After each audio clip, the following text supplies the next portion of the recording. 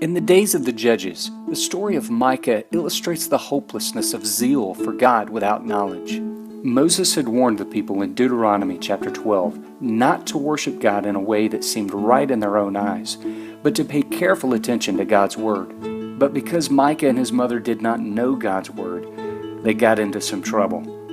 This story illustrates why it's so important that we avoid Bible illiteracy in our day. They had a genuine desire to use their money to worship God, but they wanted to use it in such a way that God had forbidden. They expected God to bless what He had promised to punish. They wanted forgiveness of sins, but they did not want to meet God's terms for a right relationship. The truth is, all of their mistakes could have been avoided if they had just read and known God's Word. Here's 3 ways we can avoid making the same mistakes. We expect all kinds of things from the members of our churches. And reading through the Bible and being able to communicate the story of the Bible to those who have never heard it must be one of those things.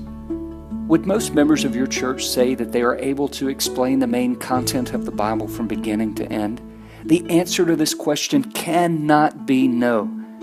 Do we have more joy over a great solo performed in a worship service than sorrow over those who have never run into anyone who could adequately explain the Bible to them? When we stand before the Lord on the last day, there will be those who performed all kinds of functions in the church with excellence. Some of them will be able to report that they spent their lives dedicated to communicating the gospel effectively and accurately.